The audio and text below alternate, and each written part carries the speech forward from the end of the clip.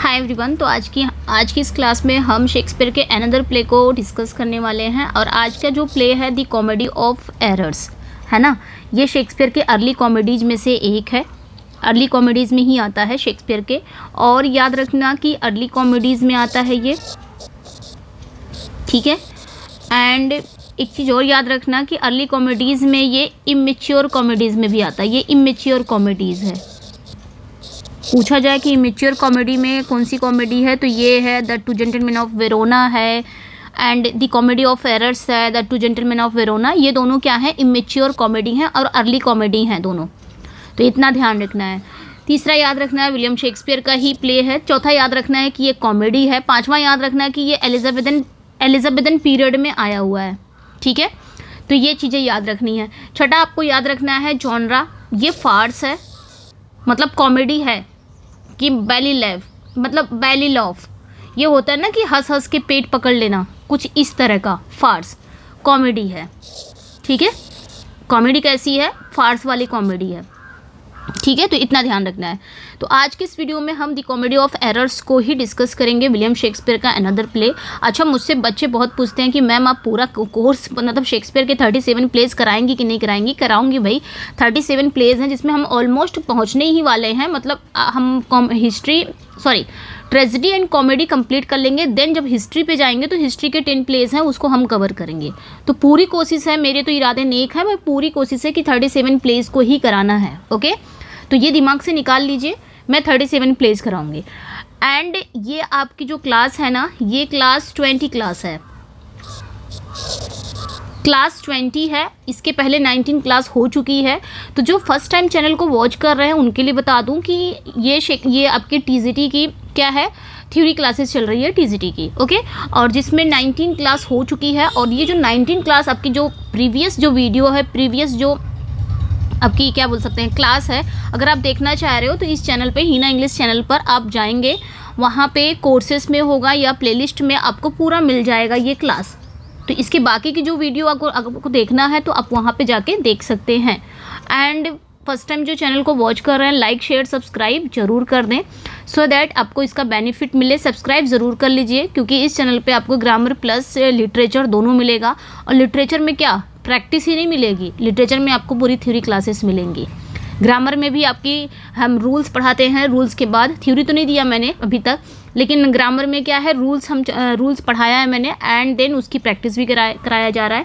और लिटरेचर में तो पूरी थ्योरी ही कराई जा रही है, सो दैट आपको बेनिफिट मिले। सब्सक्राइब कर लीजिए, ओके।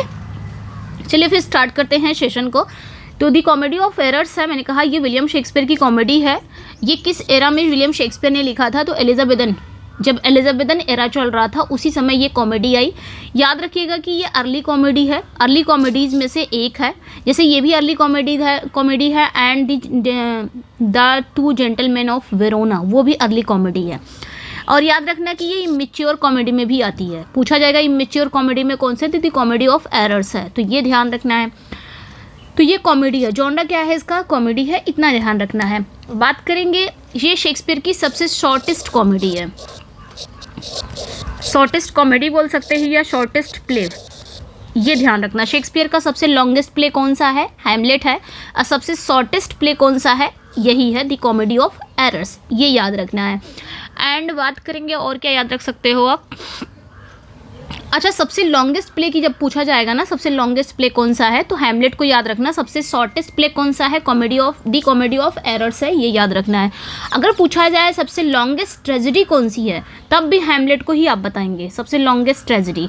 अगर पूछा जाए सबसे शॉर्टेस्ट ट्रेजेडी कौन सी है, तब आप मैकबेथ को बताएंगे, ओके। इतना ध्यान रखना है आपने।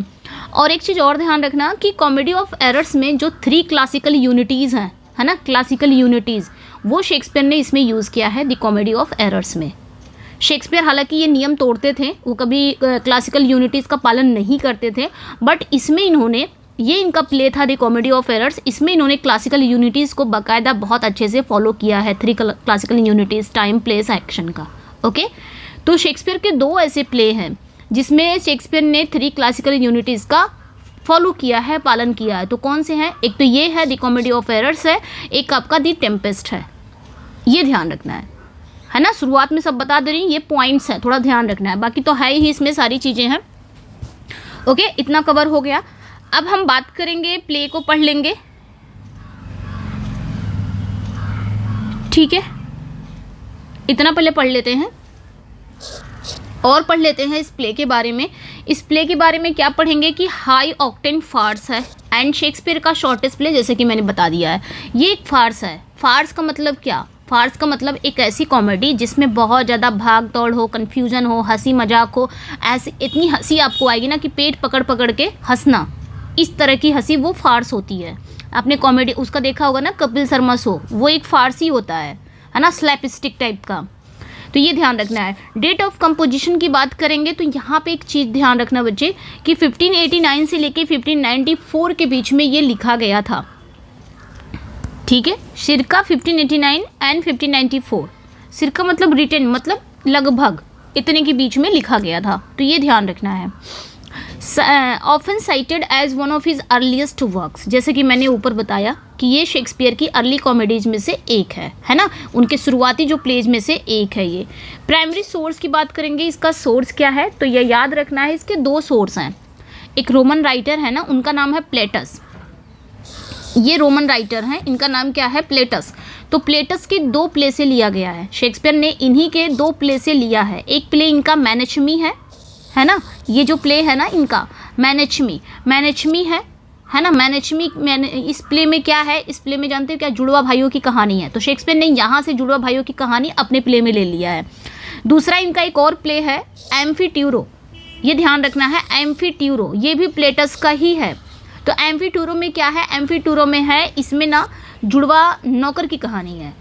तो जुड़वा नौकर की कहानी एंड जुड़वा भाइयों की कहानी दोनों ही इन्होंने उठा लिया है कहानी शेक्सपियर ने अपने द कॉमेडी ऑफ एरर्स में, क्योंकि द कॉमेडी ऑफ एरर्स में हम जुड़वा भाइयों की कहानी देखेंगे प्लस हम जुड़वा सर्वेंट, जुड़वा नौकरों की कहानी भी देखेंगे।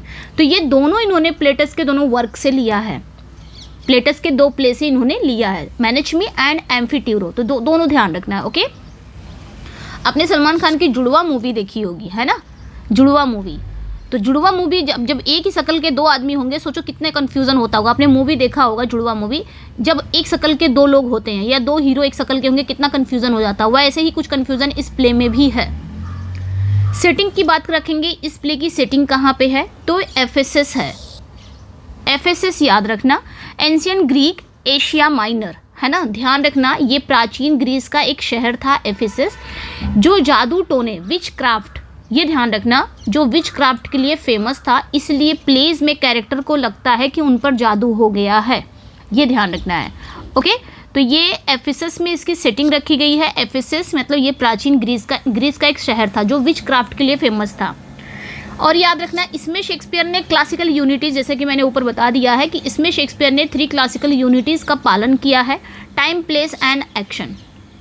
मतलब अक्सर शेक्सपियर क्या करते थे, ये रूल तोड़ देते थे, लेकिन इस प्ले में पूरी कहानी एक ही दिन में एक ही शहर में घटती है ना। पूरा जो प्लॉट है वो एक ही दिन में घटता है, एक सिंगल डे में ही पूरी कहानी घटती है और एक ही शहर में घटती है, तो ये ध्यान रखना है। द शेक्सपियरियन एडिशन, ये बात करेंगे तो while Plautus had 1 pair of twins, Shakespeare double the stakes by adding a second pair, the Dromios, increasing the complexity of the errors. यहाँ पे एक चीज़ ये हुई थी कि प्लेटस की कहानी में सिर्फ जुड़वा भाई थे। शेक्सपियर ने क्या किया, कन्फ्यूज़न को डबल करने के लिए जुड़वा नौकरों को भी जोड़ दिया। अब 2 जोड़ी जुड़वा लोग हैं, एक तो दोनों भाई जुड़वा, एक तरफ दोनों सर्वेंट जुड़वा। तो शेक्सपियर ने यहाँ पे और कन्फ्यूज़न बढ़ाने के लिए एक ही प्ले में चारों को रख दिया। दोनों भाई जुड़वा, दोनों भाई एक जैसे दिख रहे हैं, और 2 सर्वेंट, दोनों भाई के जो दोनों सर्वेंट है वो दोनों भी एक जैसे दिख रहे हैं। तो काफ़ी कन्फ्यूज़न होता है, ओके। अब हम बात करेंगे कैरेक्टर्स और उनके रोल्स, उनकी भूमिका क्या है, उनकी भूमिकाएं क्या है। देखिए, बात करेंगे एंटीफुलस ऑफ सिराक्यूज, है ना, जो फर्स्ट कैरेक्टर है इसमें सिराक्यूज का एंटीफुलस ऑफ सिराक्यूज। ये कौन है? ये ट्रेवलर है, searching for his lost mother and brother. तो ये कौन है? ये एक यात्री है जो अपने खोए हुए जुड़वा भाई और माँ को ढूंढने निकला है। तो एंटीफुलस ऑफ सिराक्यूज काफ़ी रोमांटिक है, रिफ्लेक्टिव है, यानी कि काफ़ी रोमांटिक है, थोड़ा अंधविश्वासी भी है ना। सुपरस्टिशस भी है। और एफिसस में होने वाली जो अजीब घटनाएं इसके साथ होती हैं, जब ये अपने भाई को ढूंढने आता है एफिसस में, तो इसके साथ जो भी घटनाएं होती हैं, कन्फ्यूज़न हो जाता है ना, सेम शक्ल के रहते हैं, तो इसके साथ जो भी अजीब घटनाएं हो जाती हैं ये उससे डर जाता है। ठीक है, ये ध्यान रखना है। एंड ये बात करेंगे रिप्रेजेंट द आउटसाइडर पर्सपेक्टिव, है ना। तो ये आउटसाइडर है, मतलब बाहरी व्यक्ति है। एफिसस के लोग इसे इसका भाई समझकर पैसे और गहने देते हैं, जिससे ये हैरान हो जाता है। सेम शक्ल के हैं तो काफ़ी कन्फ्यूज़न होता है। नेक्स्ट जो कैरेक्टर है एंटीफुलस ऑफ एफिसस, तो ये दोनों भाई हैं। ठीक है, ये जो एंटीफुलस ऑफ सिराक्यूज है और एंटीफुलस ऑफ एफिसस है, ये दोनों भाई हैं लेकिन बिछड़ गए हैं दोनों, ये ध्यान रखना है। The resident twin wealthy citizen of Ephesus, तो ये जो एंटीफुलस ऑफ एफिसस है ना, ये वहीं रहने वाला भाई है, यानी कि एफिसस ही रहने वाला भाई है, और ये अमीर है और ये मैरिड है, शादीशुदा है, हॉट टेम्पर्ड वाला है ना, मतलब बहुत इम्पल्सिव है, प्राउडी है। नेक्स्ट पे आ जाएंगे quick to anger and violence, ये विक्टिम है, मतलब इसी के साथ, बेचारे के साथ पीड़ित, मतलब ये विक्टिम है, मतलब जो भी घटना होती है इसी के साथ होती है। जैसे ये जो एंटीफुलस ऑफ सिराक्यूज है, ये अपने भाई, इसी भाई को एंटीफुलस ऑफ एफिसस को ही ढूंढने आता है। कहाँ पे? एफिसस में आता है ढूंढने। तो जब ये एफिसस में दो जुड़वा लोग रहेंगे तो ऑब्वियसली कि क्या बाकी लोग जो इसकी पत्नी उतनी रहेंगे वो इसको नहीं अपना पति मानते, इसको मानने लग जाते हैं, क्योंकि सेम शक्ल के होते हैं, कन्फ्यूज़न हो जाता है। तो इसको बेचारे को ना बहुत तकलीफ होती है, ये बताने के लिए मैं ही तुम्हारा पति हूँ, बट कोई यकीन नहीं करता, तो इसको ज़्यादा तकलीफ होती है, ये ध्यान रखना। मतलब पीड़ित है ये, इसे अपने ही घर में घुसने नहीं दिया जाता है, क्योंकि नौकर को लगता है कि मालिक पहले से अंदर है। इसकी पत्नी इसे पागल समझती है और इसे जेल भी जाना पड़ता है, तो ऐसा कुछ होता है। नेक्स्ट जो है ड्रोमियो ऑफ सिराक्यूज, अब ये कौन है? सिराक्यूज, ये ध्यान रखना, ये जो नाम है ना ये ध्यान रखना है। एफिसस आ जाएगा तो ये भी ध्यान रखना। अब यहाँ पे देखिए एंटीफुलस ऑफ सिराक्यूज है, ये जो कैरेक्टर है इसी का नौकर ये है ड्रोमियो ऑफ सिराक्यूज, है ना। यहाँ पे देखिए, यहाँ पे शहर का नाम रहेगा सिराक्यूज। तो ड्रोमियो ऑफ सिराक्यूज ये सिराक्यूज वाले भाई का नौकर है, एंटीफुलस ऑफ सिराक्यूज का नौकर है। काफ़ी एक्सट्रीमली विटी है, uses puns and word play, बहुत हाजिर जवाबी है, शब्दों से खेलता है पंस, बिना किसी गलती के इसे मार पड़ती है क्योंकि मालिक इसे एफिसस वाले ड्रोमियो समझ लेता है ना। ये कॉमिक रिलीफ का एक कॉमिक रिलीफ यहीं पे होता है। अब नौकर भी सेम है, जैसे दोनों भाई सेम है ना, जुड़वा हैं, वैसे इनके नौकर भी सेम जुड़वा हैं, इसलिए नौकर में भी कन्फ्यूज़न हो जाती है। शेक्सपियर यहाँ पे दोनों को ही जुड़वा कर दिए हैं, है ना, तो ये ध्यान रखना है। नेक्स्ट पे आ जाएंगे ड्रोमियो ऑफ एफिसस, आप कैसे पहचान पाओगे, कन्फ्यूज़न नहीं रखना, बस यहाँ पे एफिसस और सिराक्यूज लिखा रहेगा बस। तो जिसके सामने एफिसस है समझ लो वो उसी का नौकर है, जिसके सामने सिराक्यूज है वो उसका नौकर है। तो ये एंटीफुलस ऑफ एफिसस का क्या है? नौकर है, सर्वेंट है ना। तो ये ध्यान रखना है, काफ़ी वफादार है ये ड्रोमियो ऑफ एफिसस। अच्छा, दोनों का नाम भी सेम है, ड्रोमियो ऑफ ड्रोमियो सिराक्यूज, ये ध्यान रखना है। एंड ये लॉयल है काफ़ी, लेकिन पहचान की गड़बड़ी से काफ़ी परेशान भी हो जाता है ना। और सफ़र फिजिकल पनिशमेंट, ये भी ध्यान रखना है। स्लैपस्टिक, इसे भी बहुत मार पड़ती है, ये भी ध्यान रखना है। नेक्स्ट जो कैरेक्टर है एड्रियाना, ये ना वाइफ ऑफ एंटीफुलस ऑफ एफिसस है, तो एफिसस का जो एंटीफुलस है ना उसकी पत्नी है एड्रियाना। ठीक है, ये ध्यान रखना। काफ़ी जेलस, इमोशनल, पजेसिव है ना, ये ध्यान रखना है। शक्की है और अधिकार जमाने वाली है, इसे लगता है कि इसका पति से धोखा दे रहा है ना। ये क्या करती है, जो सिराक्यूज वाला जो है ना भाई, सिराक्यूज वाले एंटीफुलस को अपना पति समझकर घर ले आती है, उसे खाना खिलाती है, यही सबसे बड़ी एरर होती है। नेक्स्ट जो कैरेक्टर है लूसियाना, ये ना एड्रियाना की सिस्टर है, इसकी बहन है इसी की, एड्रियाना की ये सिस्टर है लूसियाना। काफ़ी काम है, रेशनल टाइप की है, शांत है, समझदार है, और ये मानती है कि पत्नी को पति के बात माननी चाहिए, मतलब ऐसा इसका वो है। ठीक है, serves as a foil to Adriana, अपनी बहन की जस्ट अपोजिट कैरेक्टर है ये। ठीक है, ये सिराक्यूज वाले एंटीफुलस लूसियाना को प्रपोज कर देता है, जिसे ये अपना जीजा समझ रही है। इसको लग रहा है कि मेरा जीजा है, बट वो रहता है उसके जीजा का भाई। दोनों कन्फ्यूज़न हो जाता है, दोनों की शक्ल सेम है तो ये भी नहीं पहचान पाती है। तो लूसियाना को लगता है कि जीजा जी पागल हो गए हैं, मुझे ही प्रपोज कर रहे हैं, लेकिन वो रहता कौन है? वो सिराक्यूज वाला एंटीफुलस रहता है।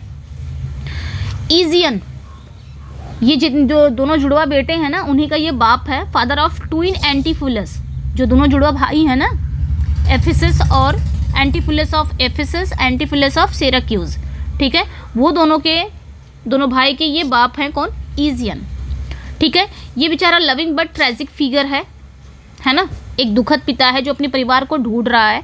प्ले की शुरुआत भी इसे मौत की सज़ा सुनाई जाती है प्ले के शुरुआत में, क्योंकि ये है सिराक्यूज से एफिसस आया है, तो ड्यूक इसे रैंसम भरने के लिए एक दिन का समय देता। अभी हम कहानी समझेंगे, समझ में आ जाएगा। नेक्स्ट जो है Imiliya.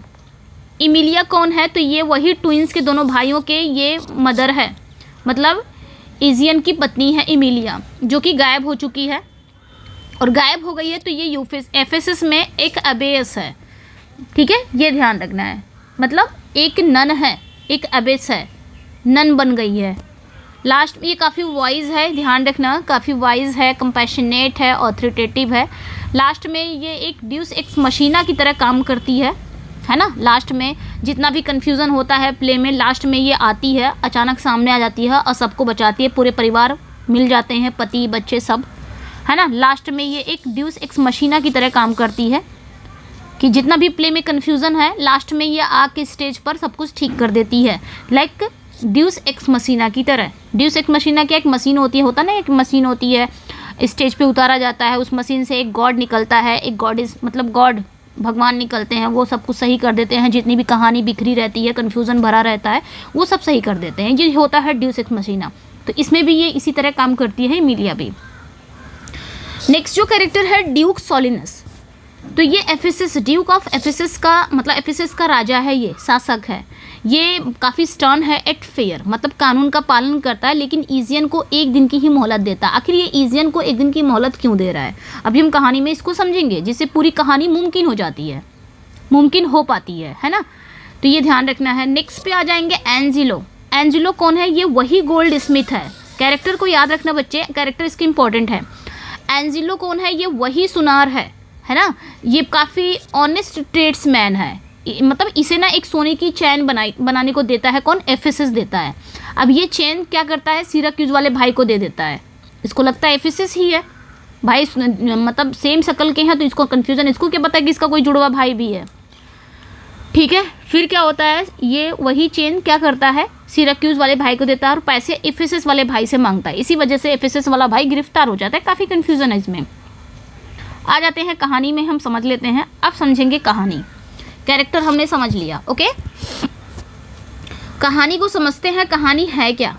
Comedy of errors, setting इसकी रखी गई है एफिसस में ही पूरी कहानी घटती है, पूरी घटना घटती है, मतलब वन सिंगल डे, एक ही दिन में पूरी कहानी शुरू होके ख़त्म हो जाती है और एक ही जगह पर पूरी कहानी शुरू होती है और ख़त्म हो जाती है। ये ध्यान रखना, यही तो एक फ़ायदा है क्लासिकल यूनिटीज़ का। अगर किसी राइटर ने 3 क्लासिकल यूनिटीज़ को फॉलो किया है, समझ लो सिंगल डे है, एक ही दिन में कहानी ख़त्म हो जाएगी और एक ही जगह पर उसकी सेटिंग होगी और उसमें कोई सब प्लॉट नहीं होगा, मतलब उसमें सिर्फ एक ही कहानी होगी, कोई दूसरी कहानी नहीं चलेगी। ये होता है 3 क्लासिकल यूनिटीज़ का फ़ायदा, ओके। तो शेक्सपियर ने इसका यूज़ किया है यहाँ पे। तो आइए देखते हैं सबसे पहले वन सिंगल डे, यानी कि unity of time, okay. The tragic opening the frame story, the play begins with Egeon and old merchant from Syracuse being sentenced to death by duke Solinus. तो यहाँ एफिसस का जो राजा है उसका नाम क्या है? ड्यूक सॉलिनस है।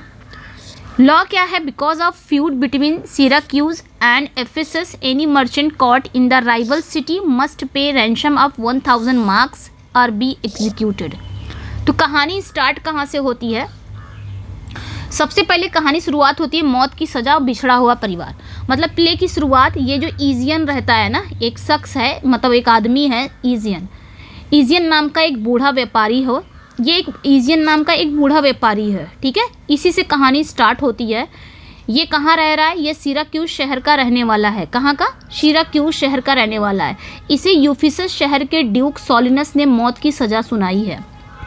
अब ये सिराक्यूज रहने वाला है और इसे एफिसस का जो ड्यूक है इसे मौत की सज़ा सुना रहा है। आखिर इसने गलती क्या की है? आइए देखते हैं। कानून ये है, आखिर सज़ा इसलिए मिली है because of feud between Syracuse and Ephesus. सज़ा इसलिए मिली है क्योंकि सिराक्यूज और यूफिसस शहरों के बीच दुश्मनी है। जो सिराक्यूज शहर है और जो एफिसस जो शहर है, इन दोनों शहरों के बीच में क्या है? दुश्मनी है। तो लॉ ये है, कानून ये है कि अगर कोई सिराक्यूज का व्यापारी एफिसस में पकड़ा गया तो उसे या तो 1000 मार्क्स का जुर्माना देना होगा या उसे मार दिया जाएगा। अब बेचारे के पास अब ये इजियन पकड़ा जाता है, कहाँ का रहता है, सिराक्यूज का व्यापारी, लेकिन पकड़ा कहाँ जाता है, यूफिसिस में। कानून ये था कि सिराक्यूज का व्यापारी अगर यूफिसिस में पकड़ा जाएगा तो उसे या तो 1000 मार्क्स देना पड़ेगा या तो उसे मार दिया जाएगा, कुछ इस तरह था। तो यहाँ पे जो इजियन है ना, ये ना सिराक्यूज का मर्चेंट है, बट ये पकड़ा कहाँ गया है, ये यूफिसिस में पकड़ा गया है। तो यही रूल है, एफिसिस का रूल यही है कि अगर सिराक्यूज का कोई मर्चेंट एफिसिस में पकड़ा जाएगा तो उसे या तो मार दिया जाए या तो वो उस पर जुर्माना लगेगा। जुर्माना कितना लगेगा, 1000 मार्क्स उसको देना पड़ेगा। अब बेचारा ये पकड़ा गया इजियन कहाँ पे, एफिसिस में। अब यहाँ का जो एफिसिस का जो राजा है सोलिनस है ना, ये इससे पैसा मांग रहा है कि भाई 1000 मार्क्स दो, या नहीं तो फिर तुम्हें मतलब 1000 जो मार्क्स है वो तुम्हें जुर्माना भरना पड़ेगा, नहीं तो तुम्हें मार दिया जाएगा। अब इस बेचारे के पास पैसे नहीं है, इजियन के पास पैसे नहीं है। अच्छा, कहानी क्या है, थोड़ा बैक स्टोरी भी समझ लेते हैं, फ्लैशबैक में जाते हैं। Egeon explain he is searching for his lost family years ago. A shipwreck separated him from his wife Emilia, one of his twin sons Antipholus and one of their twin servants Dromio. अब यहाँ पे जो इजियन है वो राजा को बताता है, किस राजा को, इसी राजा को अपनी परेशानी बताता, अपनी सिचुएशन बताता कि मैं आखिर यूफिसिस में क्यों फंसा, मैं क्यों यूफिसिस में आया, मेरे पास पैसे क्यों नहीं है। इसके पीछे एक कहानी है। कहानी ये है, इजियन यहाँ पे ड्यूक को बता रहा है, इजियन ड्यूक को अपनी दुख भरी कहानी सुनाता है। कहता है कि राजा जी जो भी बोलता होगा, कहता है कि सालों पहले एक समुद्री जहाज हुआ था, मतलब सालों पहले एक समुद्री जहाज के हादसा हुआ था, शिपरैक हुआ था, और उस शिपरैक में मेरी पत्नी इमिलिया और मेरे 2 जुड़वा बेटे थे जिनका नाम था ड्रोमियो ऑफ सिराक्यूज, ड्रोमियो ऑफ एफिसस। उनके साथ अपने खोए हुए भाई को ढूंढने के लिए घूम रहा है। मतलब यहाँ पे जो इजियन है वो ड्यूक को यहाँ पे एक्सप्लेन करता है कि सालों पहले क्या हुआ था, एक शिपरैक हुआ था, और शिपरैक में मेरी पत्नी इमिलिया और मेरे जुड़वा बेटों में से एंटीफुलस और जुड़वा नौकरों में से ड्रोमियो से बिछड़ गया। मतलब मेरे जुड़वा 2 बेटे थे, तो एक बेटा तो मेरे पास रह गया, लेकिन एक बेटा बिछड़ गया, और 2 जुड़वा नौकर भी थे मेरे दोनों बेटों के, तो एक नौकर तो है ड्रोमियो, एक नौकर बिछड़ गया। इस तरह ये कहानी सुनाता है इजियन, किसको, ड्यूक को बताता है अपनी कहानी कि मैं इस तरह यूफिसिस में क्यों फंसा। फिर आगे बताता है इजियन कि इजियन का son Antipholus of Syracuse is now also travelling the world with his servant Dromio of Syracuse looking for their lost brothers. फिर यहाँ पे इजियन बताता है, इजियन का जो दूसरा मतलब यहाँ पे वो कह रहा है मैं वही ढूंढने के लिए यहाँ पे हूँ। फिर उसके बाद इजियन आगे कहता है, इजियन का एक बेटा है एंटीफिलस ऑफ सिराक्यूज जो इजियन के साथ ही है ना। ये क्या करता है, ये अपने भाई को, ठीक है, इजियन का जो दूसरा बेटा है एंटीफिलस ऑफ सिराक्यूज अपने नौकर ड्रोमियो ऑफ सिराक्यूज के साथ अपने खोए हुए भाई को ढूंढने के लिए दुनिया भर में घूम रहा है। और वो अब ढूंढते ढूंढते कहाँ पहुँच गए हैं, एफिसस में पहुँच गए हैं। कौन, एंटीफिलस ऑफ सिराक्यूज, और इसका जो नौकर है ड्रोमियो ऑफ सिराक्यूज, ये अपने भाई को ढूंढने के लिए आ गया है, और इसके अपने मालिक के साथ ये ड्रोमियो भी आ गया है, इसको भी अपने भाई को ढूंढना है ना, ड्रोमियो ऑफ एफिसस उसको ढूंढना है। तो मतलब ये लोग ढूंढ रहे हैं, ये ढूंढ रहा है अपने भाई को जो बिछड़ गए थे सालों पहले एक शिपरैक में। पूरी फैमिली बिछड़ गई थी, इजियन भी अलग हो गया, इमिलिया भी अलग। अब यहाँ पे क्या होता है, जो इजियन का बेटा है एंटीफिलस ऑफ सिराक्यूज, ये अपने भाई को ढूंढने के लिए बहुत पूरी दुनिया भर में ढूंढ रहा है कि आखिर मेरा भाई, मेरा जुड़वा भाई कहाँ चला गया, एंटीफिलस। तो ये लोग ढूंढते ढूंढते ये लोग भी पहुँच गए हैं कहाँ पे, एफिसस में पहुँच गए हैं, ठीक है। उसके बाद क्या होता है, unknown to Egeon his lost son Antipholus of Ephesus is a wealthy respected citizen of Ephesus living with his wife Adriana. अब इजियन भी ढूंढते ढूंढते एफिसस पहुंच गया, अपनी पूरी फैमिली को ढूंढते ढूंढते आखिर मेरे बच्चे कहाँ हैं। और जो भाई है, जो उसका सिराक्यूज, उसका जो बेटा था इजियन का सिराक्यूज वाला, वो भी ढूंढते ढूंढते अपने भाई को पहुँच गया, कहाँ पे, एफिसस में पहुँच गया है। देन उसके बाद सारी फैमिली, इजियन भी पहुंच गया। इजियन की जो बीबी थी इमिलिया, है ना, बताया था यहाँ पे ना, ये भी उसी वहीं एफिसस में ही है, लेकिन एक अबेस बन के है, मतलब एक नन बनकर रह रही है ना। सब पूरी फैमिली बिछड़ चुकी है।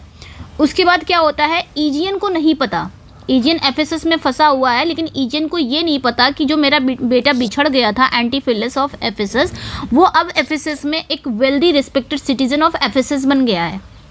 ठीक है, मतलब अब एफेसस का वो एक बहुत अमीर और इज्जतदार नागरिक बन चुका है और अपनी पत्नी एड्रियाना के साथ यहीं रहता है एफेसस में। ये इजियन को नहीं पता। देन क्या होता है, the Syracuse twins arrive in Ephesus because they look identical to the Ephesus twins, everyone confuses them. अब जो इसका भाई है साराक्यूज, एंटीफुलस ऑफ साराक्यूज, वो ढूंढते ढूंढते एफेसस में पहुंच गया अपने नौकर ड्रोमियो के साथ। ये भी आता है ढूंढते ढूंढते अपने ही भाई को। तो इसको नहीं पता कि मेरा ही भाई यहाँ पे भी है, एफेसस में है मेरा भाई, इसको नहीं पता। अब दोनों भाई सेम शक्ल के हैं, है ना। जब साराक्यूज वाले जुड़वा भाई नौकर एफेसस पहुंचते हैं, साराक्यूज और इसका जो नौकर है ड्रोमियो, ये दोनों पहुंचते हैं कहाँ पे, एफेसस में, अपने भाई को ढूंढते ढूंढते। तो हंगामा यहीं शुरू हो जाता है। आप एकदम याद रखना, दिमाग में रखना, जुड़वा मूवी, सलमान खान की जुड़वा मूवी आपने देखी होगी। तो कैसा होता है जब दो शक्ल के रहते हैं, एकदम सेम शक्ल के रहेंगे, तो कितना कन्फ्यूज़न होता है, कितना क्योस होता है। बस वही दिमाग में रखना कि यहाँ पे अब क्योस शुरू हो चुका है, यहाँ पे एक हंगामा शुरू होगा, क्योंकि सेम शक्ल के हैं, काफ़ी कन्फ्यूज़न होगा, क्योंकि लोग पहचान नहीं पाएंगे कि ये कौन सा भाई है, ये सिराक्यूज वाला है या ये एफेसस वाला है, क्योंकि सेम शक्ल के दोनों हैं। और नौकर में भी काफ़ी कन्फ्यूज़न हो जाता है, सेम शक्ल के वो भी हैं कि ये सिराक्यूज का नौकर है कि एफेसस का नौकर है। तो यहाँ पे बस वही दिमाग में रखें, आपको कहानी समझ में आ जाएगी। दिन क्या होता है, हंगामा यहीं शुरू हो जाता है, क्योंकि वो हूबहू एफेसस वाले भाई नौकर एक जैसे दिखते हैं, लोग उन्हें पहचान नहीं पाते हैं। उसके बाद यहाँ पे सबसे बड़ा कन्फ्यूज़न यहाँ पे होता है डिनर कन्फ्यूज़न में। जो एड्रियाना है wife, sees Antipholus of Syracuse and thinks he is her husband, she forces him to come home for dinner. Meanwhile, the real husband Antipholus of Ephesus returns home and is locked out of his own house. होता क्या है, confusion यहीं से शुरू हो गया। होता क्या है कि जो एड्रियाना है, एड्रियाना किसकी बीवी रहती है, जो ये एंटीफिलस ऑफ एफेसस वाली ये पत्नी रहती है ना एड्रियाना, ये बाजार में रहती है। तभी इसकी नज़र पड़ती है एंटीफिलस ऑफ साराक्यूज में, साराक्यूज पर नज़र पड़ती है। अब ये समझती है कि ये मेरा पति है, एंटीफिलस को देखते ही इसे लगता है कि ये मेरा पति है ना, इसको लगता है ये इसका पति है। तो ये क्या करती है, ज़बरदस्ती इसे पकड़कर घर ले आती है कि चलो घर पर, और डिनर करवाती है, इसको खाना वाना खिलाती है। ये भी बेचारा कन्फ्यूज़न कि एक लड़की मुझे क्यों पकड़ के लेके जा रही है अपने घर, और ये तो समझ रही थी कि मेरा पति है ना। तो ये इसको लेके आती है अपने घर और खाना वाना खिलाती है, डिनर करवाती है। ठीक उसी समय इसका जो रियल पति है एंटीफिलस ऑफ एफेसस पहुँच जाता है। उसी समय भाई अपने घर पर आता है। तो जैसे ही घर के अंदर घुसता है तो इसका जो नौकर है ड्रोमियो, इसका भी नौकर रहता है ना ड्रोमियो ऑफ एफेसस, इसका जो नौकर है वो असली मालिक को पहचानता ही नहीं है। उसको तो लगता है कि मालिक तो अंदर है, ऑलरेडी अंदर है, तो ये कौन है मालिक की शक्ल का, है ना, मेरे मालिक की शक्ल का ये कौन है। तो ये अंदर जाने नहीं देता, दरवाज़ा बंद कर देता है और इसे अपने ही घर के बाहर रोक दिया जाता है कि तुम अंदर नहीं जा सकते, हमारे मालिक अंदर हैं, तुम कोई बहरूपिया हो, इम्पोस्टर हो, है ना। तो इसको क्या करते हैं, इसको घर के बाहर ही रोक दिया जाता है और ये गुस्से से पागल हो जाता है एकदम। ठीक है, तो पहला कन्फ्यूज़न तो यहाँ हो गया। फिर यहाँ पे दूसरा भी कन्फ्यूज़न होता है। The gold chain, a goldsmith named Angelo has made a gold chain for Antipholus of Ephesus, however he accidentally gives it to Antipholus of Syracuse. अब यहाँ पे एक गोल्ड स्मिथ रहता है जिसका नाम रहता है एंजिलो। इस एंजिलो को ना ये जो एंटीफिलस ऑफ एफेसस है ना, इसको एक चेन बनाने के लिए देता है, सोने की चेन, एक गोल्ड चेन बनाने के लिए इसको ऑर्डर दे देता है। पैसे नहीं देता है, बोलता है कि जब बन जाएगा तो लाके मुझे देना, मैं पैसे दे दूंगा। तब ऑर्डर इसको दिया रहता है। कौन, यही एंटीफिलस ऑफ एफेसस अपनी पत्नी के लिए, एड्रियाना के लिए करता है ये। अब यहाँ पे भाई भी आ गया इसका जुड़वा। तो जो एंजिलो जब ये चैन बन जाता है ना, ये गोल्ड चैन बना लेता है ना, तो ये लेके आता है देने के लिए इसके घर, है ना। तो ये देखता है किसको, यहाँ पे ये इसको साराक्यूज को देखता है। तो इसको लगता है कि यही एफेसस है, यही एंटीफिलस ऑफ एफेसस है। तो ये क्या करता है, ये गोल्ड चैन इसे दे देता है, साराक्यूज को दे देता है। अब भाई सेम शक्ल के, कन्फ्यूज़न हो गया इसको नहीं पता कि भाई इसकी भी और भी शक्ल के हैं। तो ये ला के चैन इसको दे देता है, इसको लगता है यही एफेसस है, एंटीफिलस ऑफ एफेसस। तो इसको चैन दे देता है। उसके बाद पैसे उसे मांगता है, शायद ये कुछ तो बोलता है कि पैसे अभी नहीं है, बाद में ले लेना, या फिर पैसे दे देता है। ये काफ़ी कन्फ्यूज़न होता है कि मुझे चैन क्यों दे रहा है, मुझे गोल्ड क्यों दे रहा है। उसके बाद गोल्ड दे के चला जाता है, लेकिन पैसे इससे नहीं मांगता, पैसे इसी से मांगता है, एंटीफिलस ऑफ एफेसस से पैसे मांगता है कि पैसे दे दो, मैंने चैन तो दे दिया। तो ये कहता है चैन कहाँ तुमने दिया अभी, गोल्ड चैन। तो ये कहता है दिया तो हूँ मालिक आपको, मतलब मैं अपने लैंग्वेज में बता रही हूँ ताकि आपको समझ में आए। तो ये कहता है कि मैंने दिया है आपको, बट इससे पैसे जब मांगता तो ये कहता पहले चैन तो दो तब ना मैं पैसे दूंगा, तुमने चैन नहीं दिया। तो ये कहता मैंने चैन दे दिया, लेकिन चैन ये किसको दिया रहता है? साइराक्यूज को दिया रहता है। काफ़ी कन्फ्यूज़न होता है, ये ध्यान रखना, ठीक है। फिर उसके बाद क्या होता है, तो ये मना करता है बार बार, हाँ, कि मुझे चैन नहीं मिली है। और इसी वजह से इस बेचारे को अभी एंजेलो गुस्सा हो जाता है कि मैंने इसी को ही चैन दिया है और ये पैसे देने से मना कर रहा है।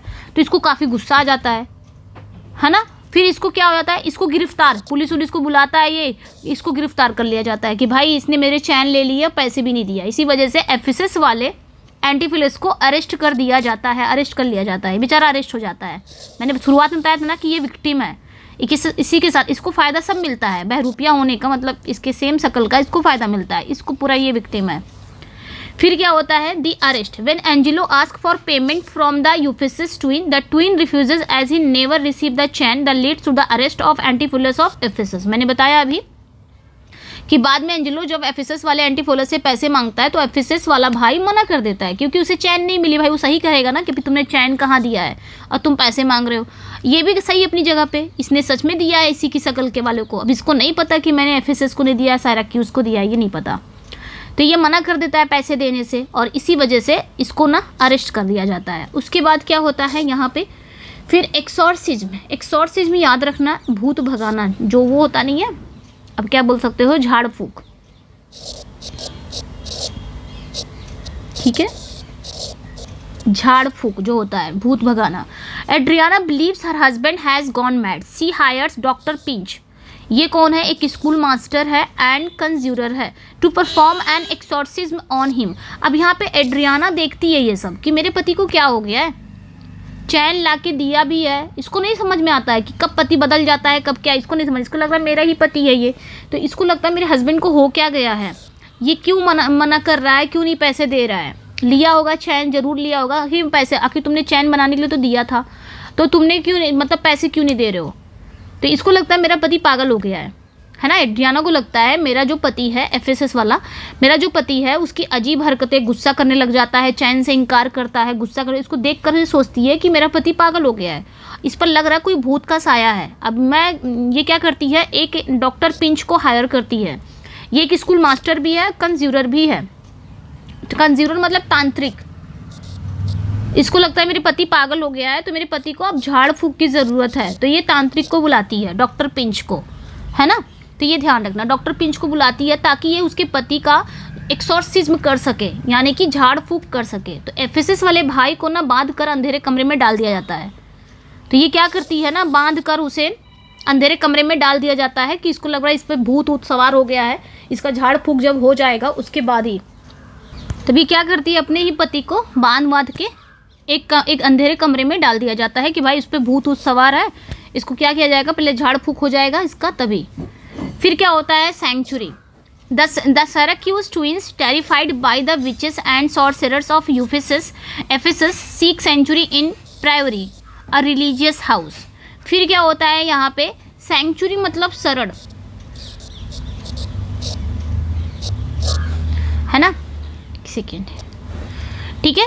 मतलब दूसरी तरफ जो साइराक्यूज वाले भाई हैं और उसके जो नौकर है ड्रोमियो, वो डरे हुए हैं। उन्हें लगता है ये शहर जादूगरों और चुड़ैलों से भरा है, क्योंकि जब से वो लोग ये एफिसस शहर में आए हुए हैं अपने भाई को ढूंढने, तब से इनके साथ साइराक्यूज के क्या है कि वो आया, वो गोल्ड स्मिथ आया, इसको पहले चैन दे देता है ना, मतलब सोना देना, बिना मांगे गहना दे देना, बिना, और इन लोग इनके नाम से नहीं बल्कि यूफिसस के नाम से इन्हें बुला रहे हैं। तो इसको लगता है, इन लोगों को तो लगता है जो साइराक्यूज वाला है, एंटीफिलस ऑफ साइराक्यूज और ड्रोमियो ऑफ साइराक्यूज, दोनों जो मालिक और नौकर रहते हैं, इनको लगता है कि ये शहर जो एफिसस शहर है ये जादूगरों और चुड़ैलों से भरा है, क्योंकि लोग उन्हें नाम से नहीं जानते हैं और बिना मांगे गहने दे रहे हैं। तो वे डर कर एक प्रायोरी में भाग जाते हैं। प्रायोरी मतलब क्या होता है, मठ। कहाँ भाग जाते हैं, प्रायोरी आश्रम में भाग जाते हैं और वहाँ के एबेस से सेंचुरी मांगते हैं, मतलब शरण, ठीक है, वहाँ के एबेस से। ABBESS है ना, इसका मतलब होता है जो वहाँ का प्रधान नन है, जो मुख्य नन है, उनसे ये लोग क्या मांगते हैं, शरण मांगते हैं, मतलब डर के मारे। उसके बाद क्या होता है, कहानी पहुंच गई है खुलासा और मिलन पे, एनाग्नोरिसिस पे कहानी पहुंच गई है। The duke brings Aegeon to priory for execution.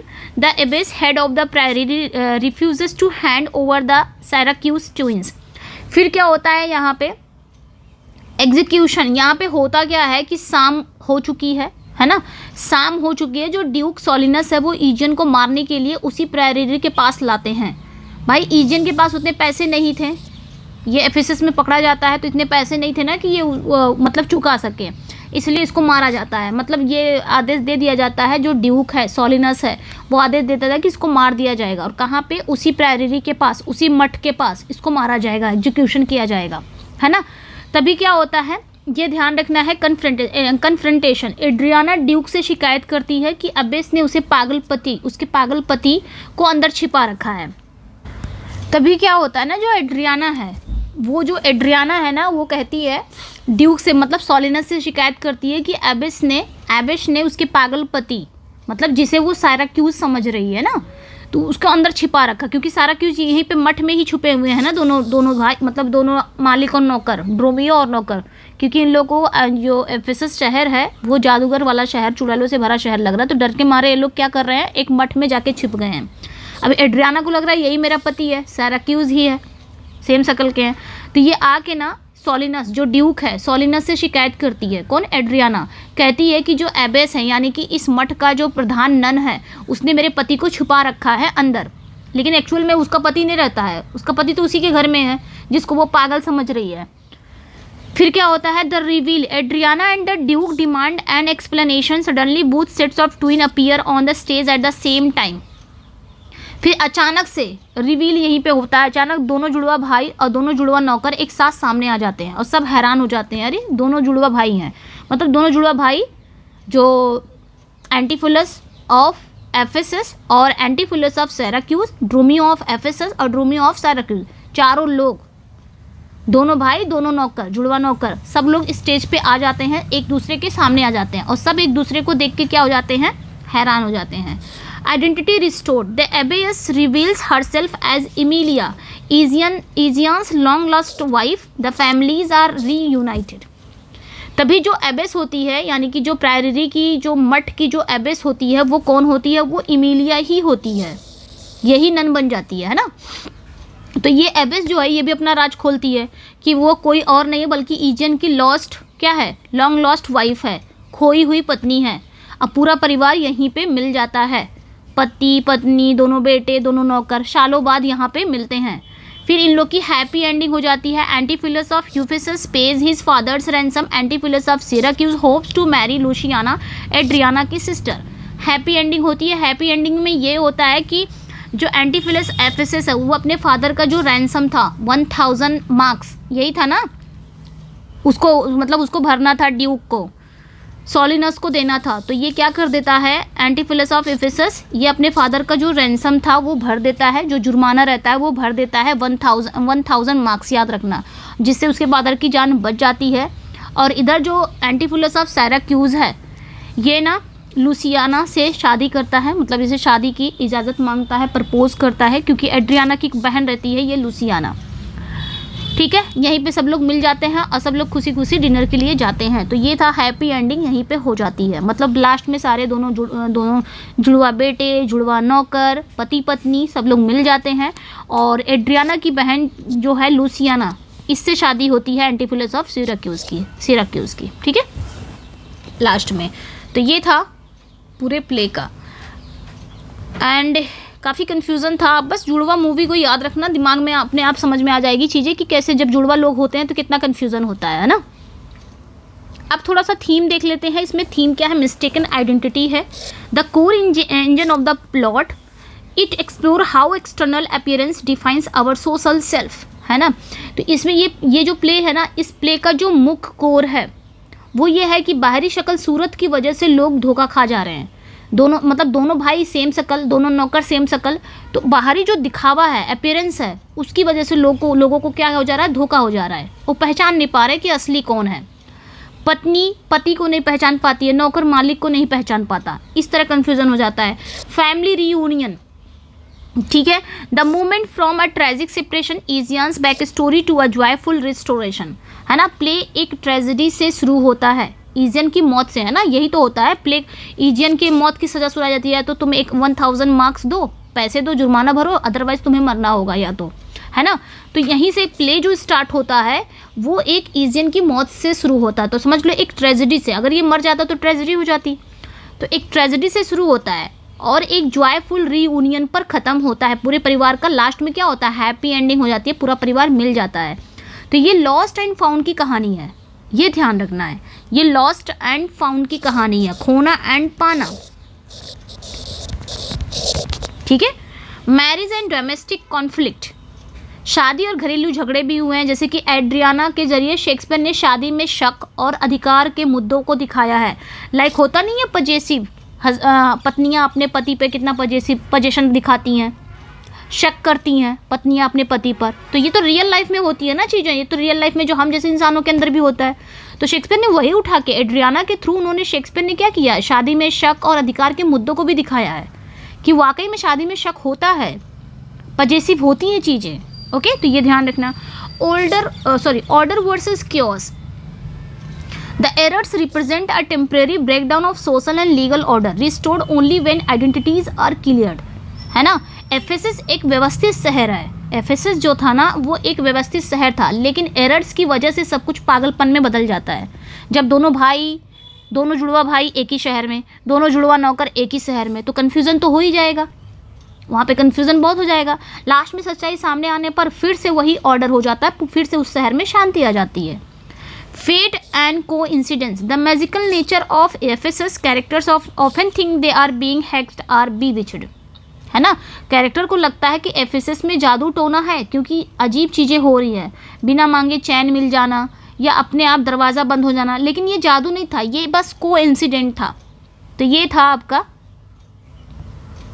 जैसे बिना मांगे चैन उसको मिल गया था ना भाई, वो शहर में आया अपने भाई को ढूंढने के लिए, उसको ला के एक गोल्ड स्मिथ ला के उसको चैन दे रहा है, तो उसको अजीब लगेगा कि नहीं। आप ही चले जाओगे किसी शहर में और आपको ला के कोई गोल्ड चैन देगा तो आप तो ले लोगे, लेकिन एक अंदर रहेगा कन्फ्यूज़न, ये मुझे गोल्ड चैन क्यों दे रहा है। और आपको कोई पकड़ के लेके जाएगा, खाना खिलाएगा, तो अजीब लगेगा कि नहीं सारी चीज़ें। तो ऐसा उसके साथ लगा, इसलिए वो लोग क्या समझते थे कि एफेसस एक जादू टोना विच क्राफ्ट वाला शहर है। आ जाते हैं कुछ की exam point of rapid revision देख लेते हैं। ओके, कुछ फैक्ट को देख लेते हैं। This shortest play, always remember this is Shakespeare shortest work. मैंने ऊपर ही बता दिया था आपको कि हमेशा याद रखना है कि शेक्सपियर का ये शॉर्टेस्ट प्ले है। बात लॉन्गेस्ट प्ले की, Hamlet. Shortest play, the comedy of errors. Longest tragedy, Hamlet. Shortest tragedy, Macbeth. ये याद रखना है, ऑलवेज रिमेंबर दिस। ओके, अब बात करेंगे the Dromios. They are the clowns of the play, है ना। Their humour is mostly physical slapstick. तो ये चीज़ें ध्यान रखनी है कि दोनों ड्रोमियो प्ले में दो ड्रोमियो थे प्ले के, वो एक क्लाउन का काम करते हैं। इनकी कॉमेडी ना कैसी लग रही है, स्लैपस्टिक है, यानी कि मार धाड़ वाली हंसी। इन्हें बिना गलती के बहुत मार पड़ती है। तीसरा याद रखना, 3 यूनिटीज़। शेक्सपियर ने इसमें क्लासिकल यूनिटीज़ का पालन किया है। क्लासिकल यूनिटीज़ मतलब टाइम, प्लेस एंड एक्शन, है ना। पूरी कहानी एक ही दिन में एक ही शहर में घटती है, ठीक है। पूरी कहानी यानी कि 24 घंटे के अंदर एक ही दिन में पूरी कहानी घटेगी। प्लेस का याद रखना, एक ही जगह पर कहानी घटेगी, यानी कि एक ही जगह उसकी सेटिंग रहेगी। एक्शन याद रखना कि इसमें क्या होगा, एक्शन सिर्फ एक ही कहानी का होगा, मीन्स मतलब इसमें सब प्लॉट नहीं है, सिर्फ एक ही कहानी चलेगी। पूरी कहानी एक ही दिन में एक ही शहर में ख़त्म होती है और इसमें कोई सब प्लॉट नहीं होता, एक्शन, ये ध्यान रखना है। Okay, hair mimicking the Roman style. Adriana character कैसा था, तो एड्रियाना से significant for her long speeches on the right of wives and the unfairness of the double standard in marriage. Adriana का जो किरदार है शेक्सपियर ने दिखाया है ना, वो पत्नी के अधिकारों पर बोलने के लिए फेमस है। वह शादी में बराबरी की मांग करती है। The gold chain often use as a symbol of the triangled nature of social and financial obligations in the play, है ना। गोल्ड चैन यानी कि जो सोने की चैन इस प्ले में ना गलत फहमी और कर्ज का प्रतीक है, वही गलत फहमी लाती है ना। Quick quiz for UPTGT aspirant, ध्यान रखना कैसे, in which city does the play take place, अगर मैं यहाँ पे 2-4 क्वेश्चन आपसे पूछ लूँ कि आंसर यहाँ पे है, नेक्स्ट टाइम लेके आऊँगी तो यहाँ पे आप आंसर नहीं रहेगा, ताकि आप क्वेश्चन कर सको यहाँ पे, मतलब क्वेश्चन का आंसर दे सको। In which city does the play take place, किस सिटी में, किस शहर में होता है। सेटिंग, इस प्ले की सेटिंग किस शहर में है, तो एफेसस में ही। एफेसस में कहानी शुरू होती है, एफेसस में ही कहानी खत्म होती है, क्योंकि शेक्सपियर ने इसमें 3 क्लासिकल यूनिटीज़ को फॉलो किया है।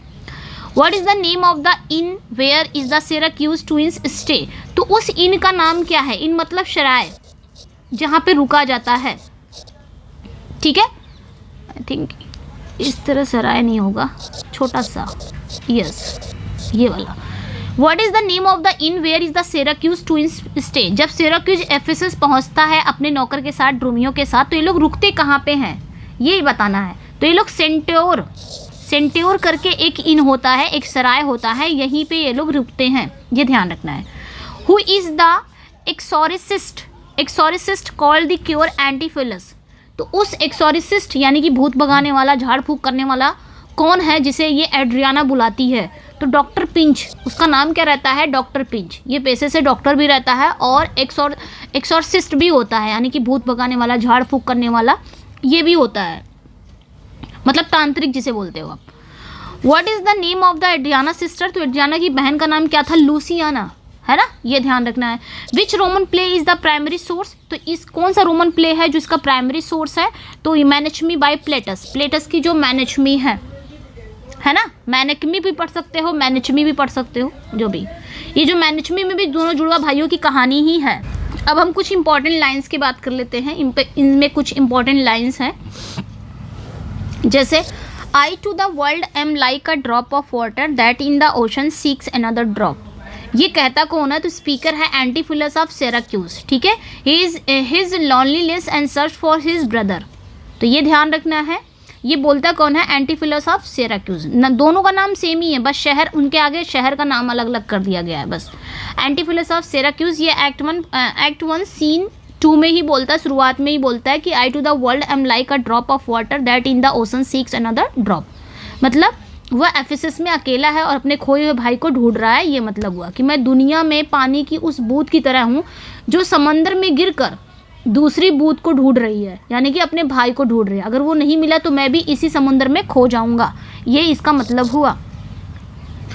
नेक्स्ट पे आ जाएंगे। नेक्स्ट है am I in earth, in heaven, or in hell, sleeping or walking, mad or well advise. ये कौन कहता है, तो ये भी एंटीफिलस ऑफ सिराक्यूज ही कहता है ये भी बात ना। ये कब बोलता है, जब एड्रियाना जो अनजान औरत उसे अपना पति मानकर घर ले आती है, तो वो कंफ्यूज हो जाता है कि एक अनजान औरत मुझे अपना पति क्यों मान रही है ना। तब वो बात ये कहता है कि am I in earth, in heaven, or in hell, sleeping or walking, mad or well advised.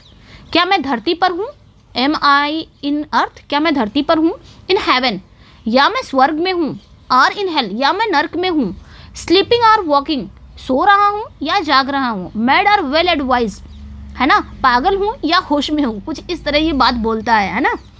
मतलब उसको समझ में नहीं आता, एक अनजान औरत मुझे अपना पति मान रही है, अपने घर ले आई है, खाना खिला रही है, डिनर करवा रही है ना, तो वहाँ पे ये बात बोलता है, ध्यान रखना है। ये प्ले की कन्फ्यूज़न की थीम को दिखाता है कि वाकई में कितना प्ले में कितना कन्फ्यूज़न है, कितना भ्रम है ना, तो ये ध्यान रखना। नेक्स्ट वन पे आ जाएंगे। There is none but witches do inhabit there is none but witches do inhabit hair.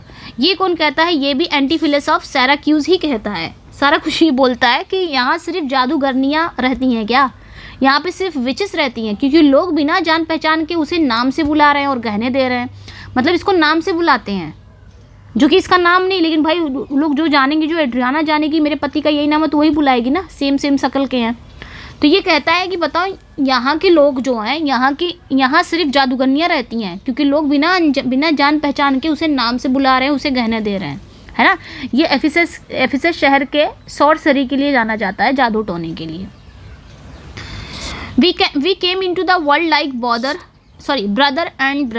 And now let's go hand in hand, not one before another.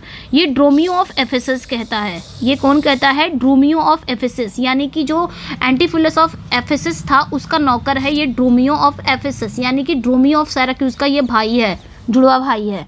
तो ये भी सर्वेंट भी जुड़वा रहते हैं, मालिक भी जुड़वा रहते हैं।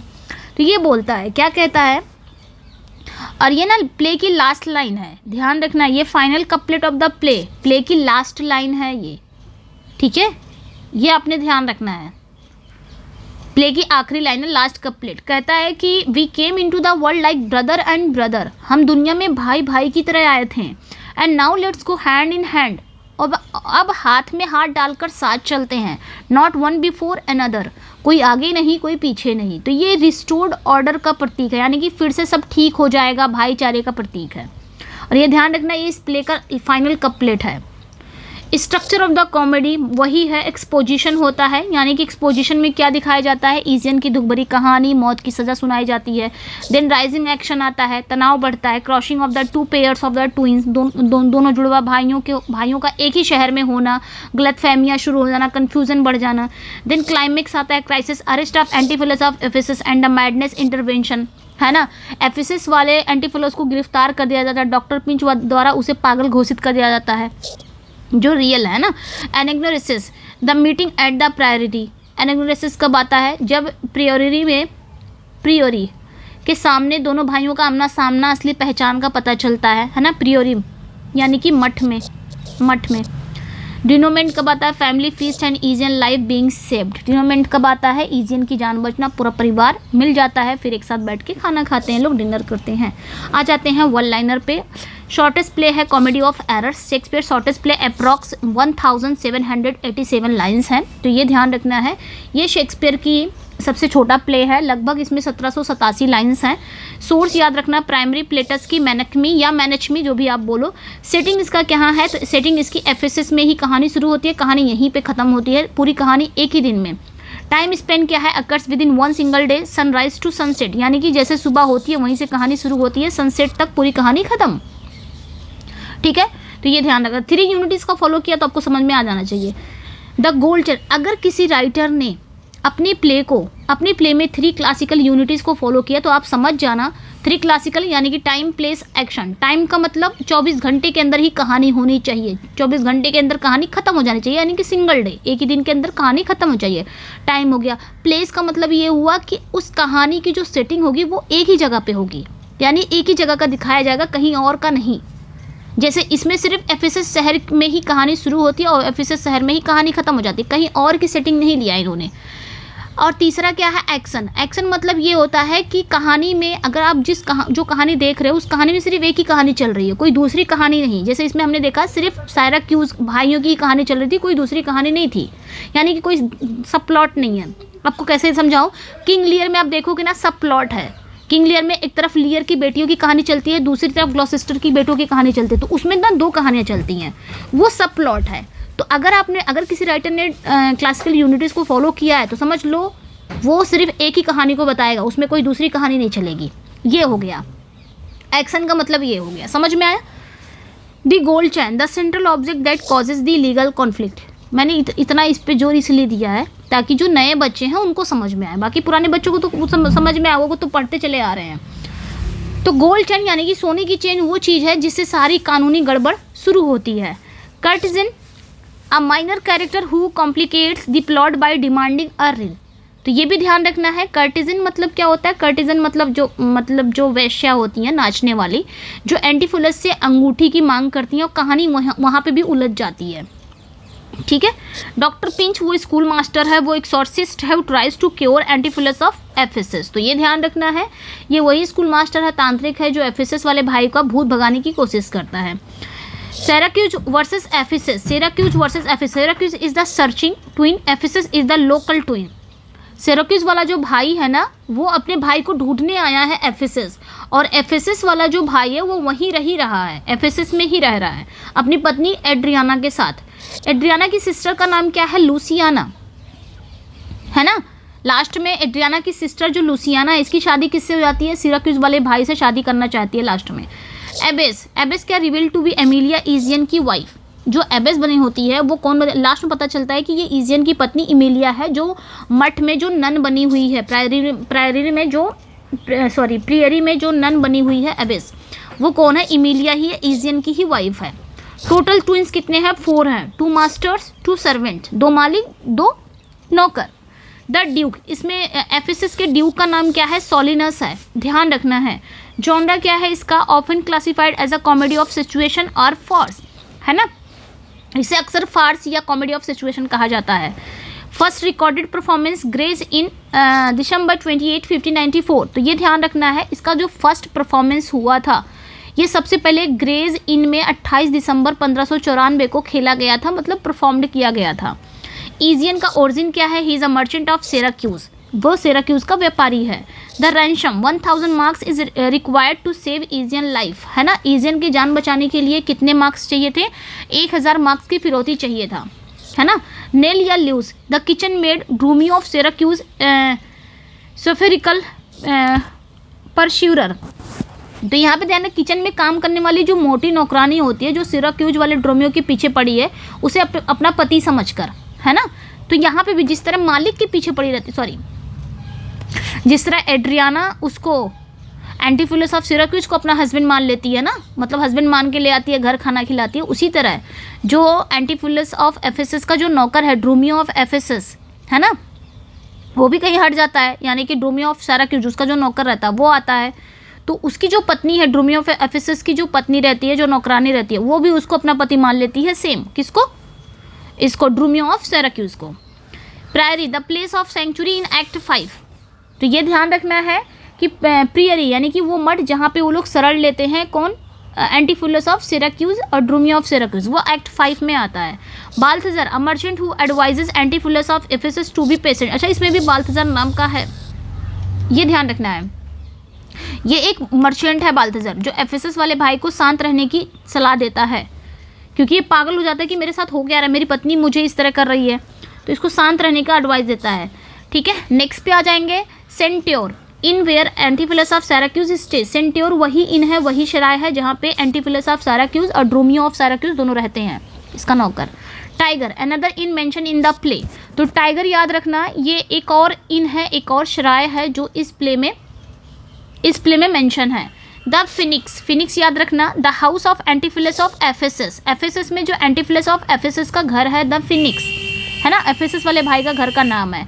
Identity, the play explore external identity versus internal self, तो थीम की बात करेंगे, ये जो प्ले है ना ये एक्सटर्नल आइडेंटिटी यानी कि बाहरी पहचान वर्सेस इंटरनल सेल्फ, अंदरूनी सच पर सवाल उठाता है, ठीक है, तो ये ध्यान रखना है। नेक्स्ट पे आ जाएंगे स्टिकोमीथिया, याद रखना, स्टिकोमीथिया मतलब होता है frequent use of rapid fire dialogue between masters and servants, ठीक है। तो ये जो स्टिचो या स्टिको याद रखना, स्टिकोमीथिया मतलब ये होता है कि इस प्ले में ना स्टिकोमीथिया यूज़ हुआ है, मतलब इस प्ले में मालिक और नौकर के बीच में बहुत तेज रैपिड फायर डायलॉग होता है, बारी से बोलना। एंडिंग याद रखना, a happy ending that resolve a tragic beginning, ठीक है, एक मतलब ये जो प्ले शुरू होता है ना एक ट्रेजिक बिगनिंग यानी कि मौत की सज़ा से शुरू होता है, लेकिन लास्ट में हैप्पी एंडिंग हो जाता है। अब एग्जाम ट्रैप याद रखना कुछ। Trap number 1, who is searching for home, है ना, कौन किसे ढूंढ रहा था? तो Syracuse is searching for Ephesus, यानी कि जो एंटीफिलस ऑफ सिराक्यूज था ये ढूंढते ढूंढते अपने भाई को एफेसस पहुंच जाता है, एफेसस को ढूंढ रहा था, यानी कि एंटीफिलस ऑफ एफेसस को ढूंढ रहा था। Who is the jealous wife, तो जेलस वाइफ कौन रहती है? शक की पत्नी कौन रहती है? एड्रियाना रहती है, लूसियाना नहीं, लूसियाना तो इसकी बहन रहती है। Trap number 3, who gets arrested first, सबसे पहले अरेस्ट कौन होता है? सबसे पहले अरेस्ट कौन होता है? तो इजियन होता है, for being a Syracuse in Ephesus, किस लिए?